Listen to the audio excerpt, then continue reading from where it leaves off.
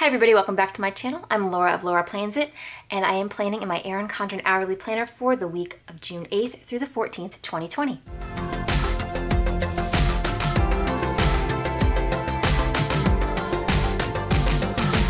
Okay guys, we only have a couple weeks left in the Erin Condren Life Planner, and I am already getting prepared mentally to move into my new planner. But for this week, I'm doing something a little bit different. I am participating in the BLM Planner Challenge that was issued by Queen Fancy Plans and Katie Did Plans over on Instagram. And if you're not familiar with it, head on over to my Instagram at Laura Plans It, where I have shared that in my stories, and I will be sharing it as I post pictures of this as well. But basically what it is we're planning using only black and white to bring awareness to the Black Lives Matters movement. So I am participating in that this week. I am happy to be participating in it. And as you guys know, I am a neutral planner, but I use a lot of bright, colorful stickers in my planner. It was a challenge to find only black and white items. So I do have some washi tape from Simply Gilded, which actually is black and silver. I have my Erin Condren dual tip black marker. I have a gray mild liner. I have a Villa Beautiful pen, which of course is black ink, but it's also a matte gray and black finish. Trying to coordinate, y'all know how much I love that. And then I have some stickers from Happy Planner that I was able to find. I'm gonna go for a more botanical feel this week. And you guys have seen past, if you haven't, you can look at my previous videos where I've used the botanical flowers to kind of decorate. These are all black and white, and I think it's gonna come out really great. Of course, these flowers are from the Homebody sticker book from Happy Planner, which I will link in the description below as well. So I'm gonna go ahead and I'm gonna get started, and I'm gonna lay out the week.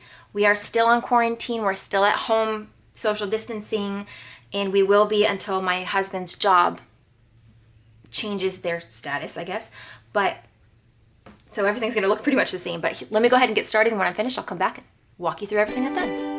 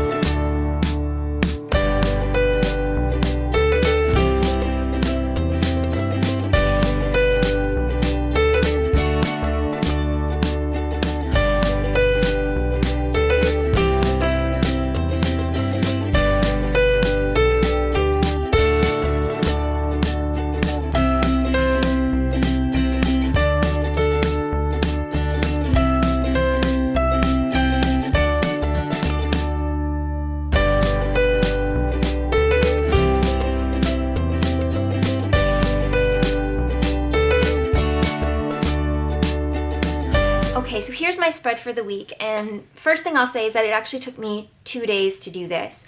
I started yesterday with the basic layout, not really knowing what I wanted to do here, but knowing that I wanted to at least put some stickers in here, put my appointments in, and then really stop and say, okay, well, what do I have room left to do?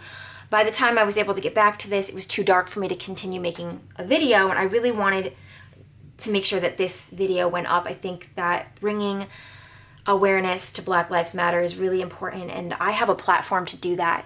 I'm not big, I'm not huge, I'm not famous, but you follow me, you're watching my video, and hopefully that makes a difference for you.